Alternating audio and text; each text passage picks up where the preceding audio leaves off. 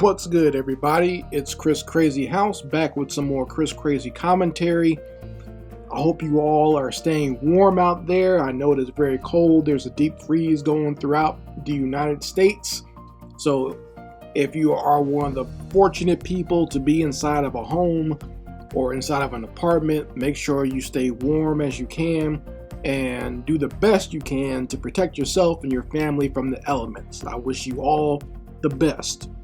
So I want to talk a little bit more about some of the recent stories I've seen going on with AI art. And we are in very interesting times, folks. The fact that we are, something like AI art has kind of exploded onto the scene, especially within the art and animation community. And so many people are having conversations about it. And already we've gotten to the point where we are starting to have legal battles about ownership and everything else that comes with AI artwork. So very recently, the Copyright Office is going kind of back and forth with someone who created an entire comic book out of just using Midjourney, which is a AI software that people have been using to create their own AI artwork. And I think the comic book is called Zarya of the Dawn or something like that. And, they've been going kind of back and forth with the Copyright Office. At first, they got the copyright and then the Copyright Office revoked it. And right now they're having a hearing, and I believe the creator is trying to appeal the decision made by the Copyright Office, because the Copyright Office is saying you cannot copyright artwork that was created by a machine. You need to copyright artwork that was created by a human being. All right.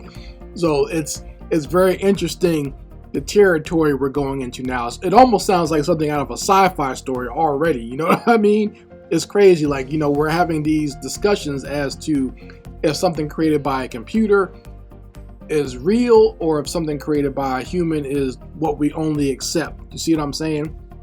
So we're in very interesting times, and I find it very fascinating.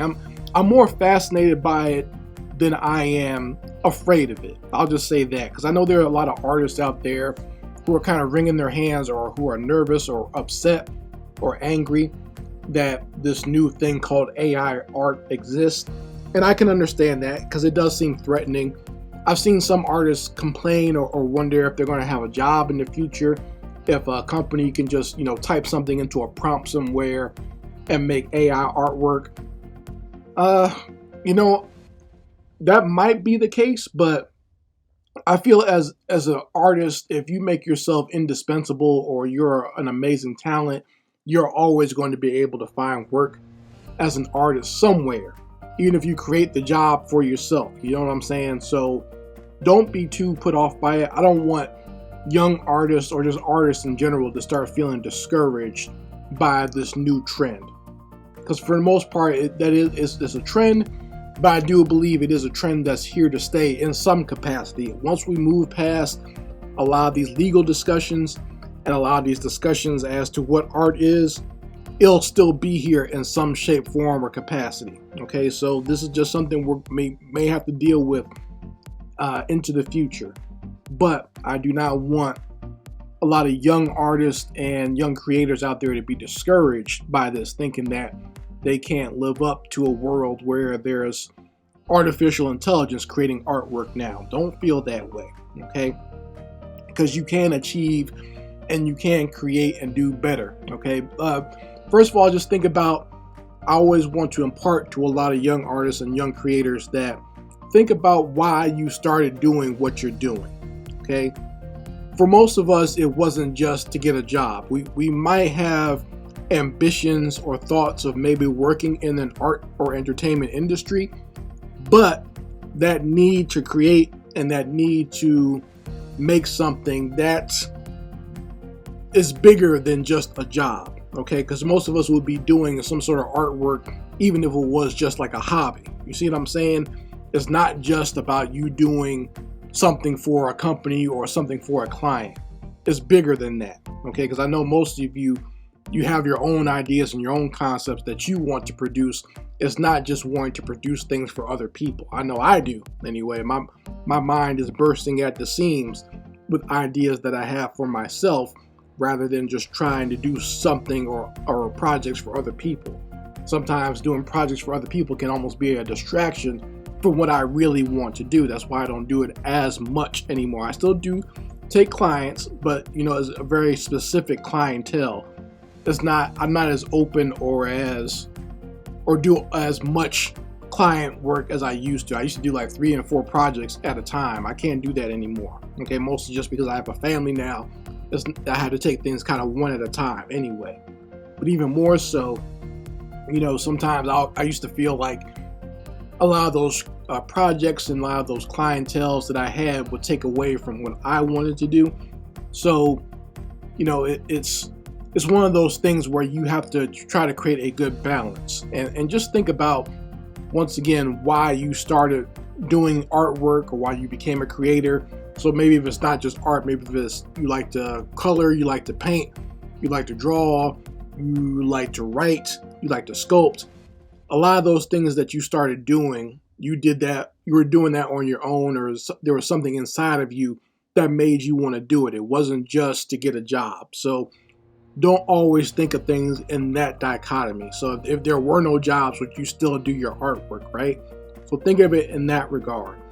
And I do believe if you continue to improve yourself, things will come to you, okay? You'll get some sort of, someone might see your work and want to work with you or use you as a designer for their own project. So just, keep pushing forward with whatever your endeavors are as an artist or as a creator, okay? Don't be discouraged by this AI stuff.